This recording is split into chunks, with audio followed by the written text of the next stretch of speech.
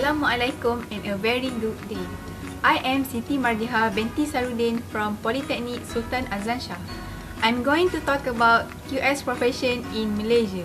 Do you know what is QS? Quantity surveyor, also known as QS profession, exists in Malaysia early in 1930, a result of a few migration of quantity surveyor from Europe to Singapore.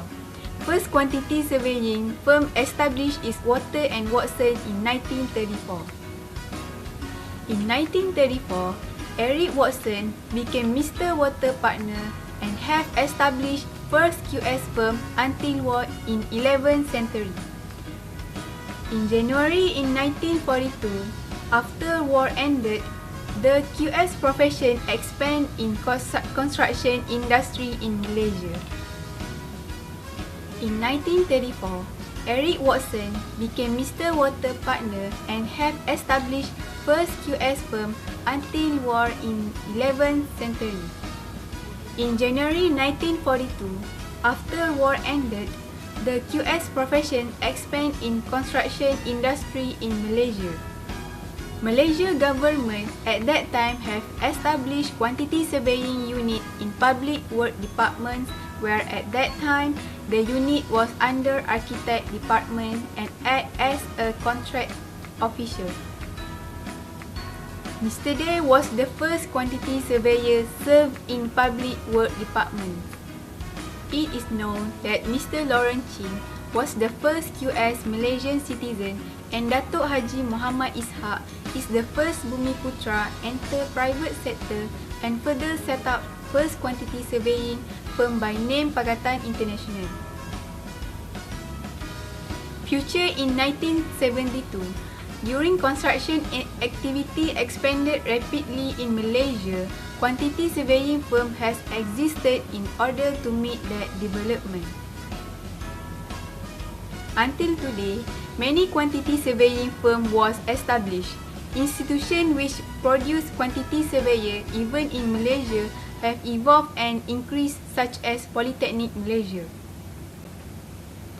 The quantity surveyor is construction professional who is qualified and adequately trained to advise on all aspects of construction costs, financial and contractual administration. QS is an expert on cost and management of construction project, whether building, civil or heavy engineering.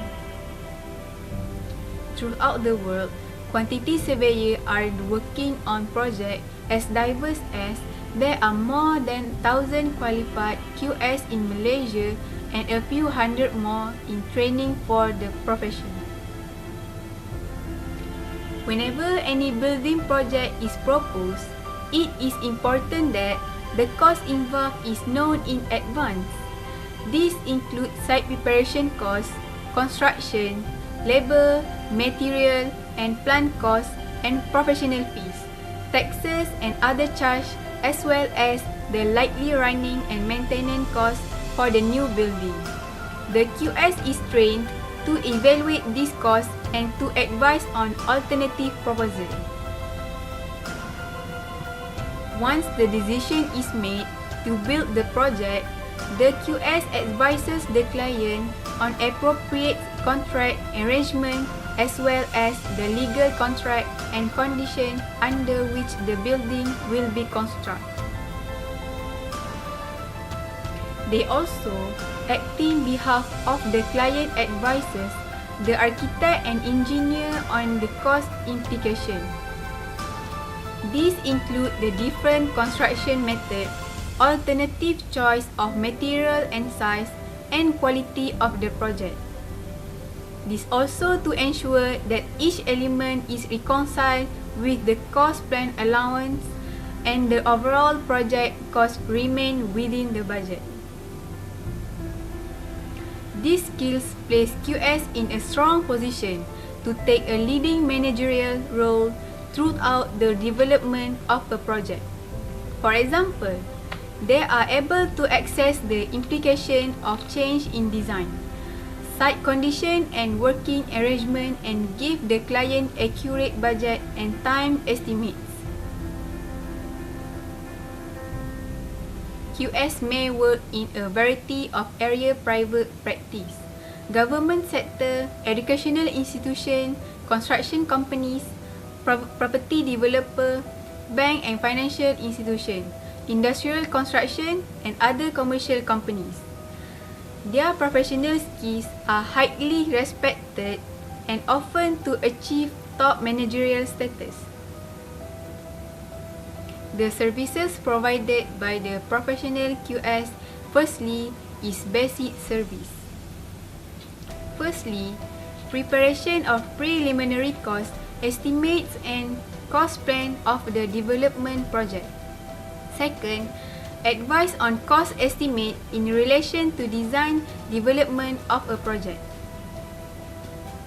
Third, advanced procurement, tendering and contractual procedures and arrangement.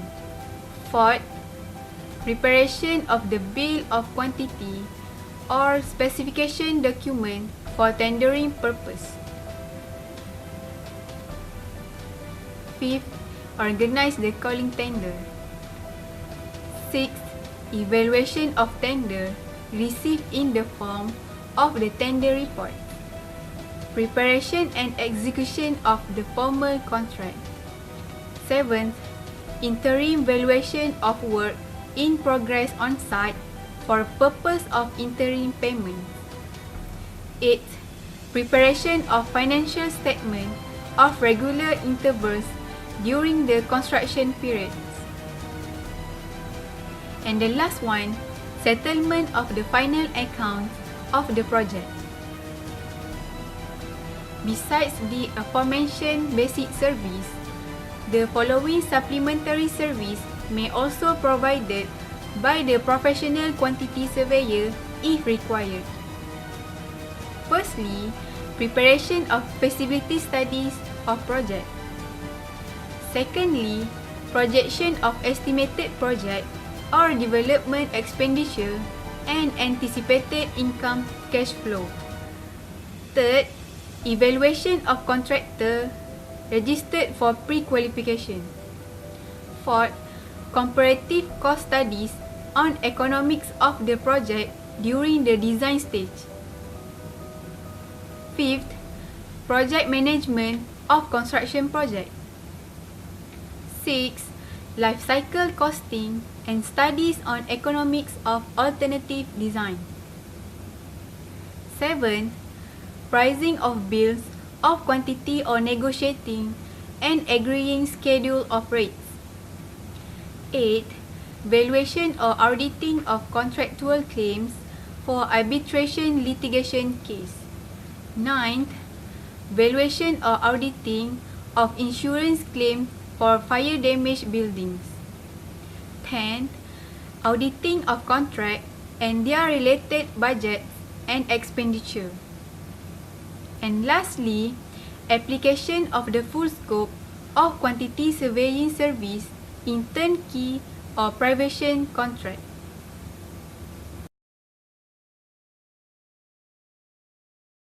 Assalamualaikum and selamat petang Cik Zamri. Today I have two questions for you. Okay, firstly, what are the different method QS used for take off the quantity in past and nowadays? You're talking about the method. Yes. We're still using the same method.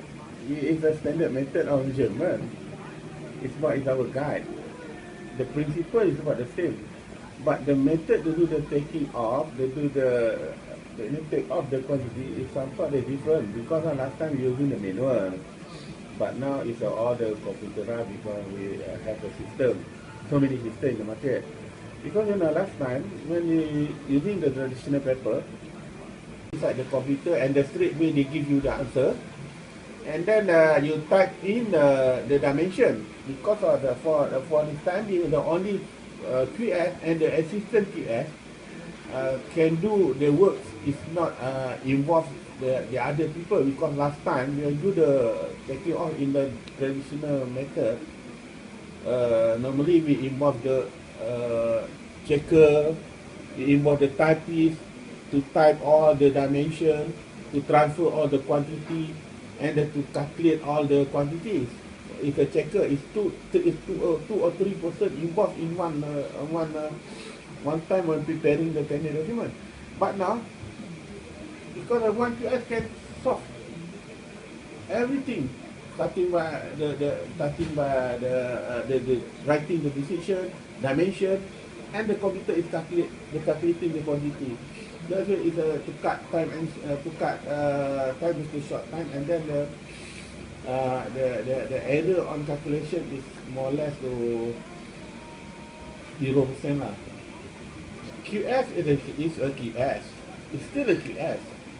But the public is, the public is more on the government sector, or the whatever they want the government. The public is working for the public, the private consultant lah. Okay?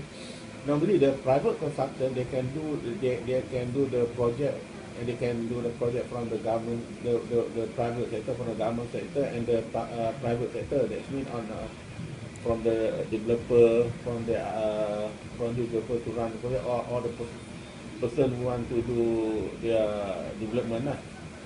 So guys, what do you think about QS? Is it interesting, right? So, why don't you join me and we will explore it together. Thank you for watching and see you again.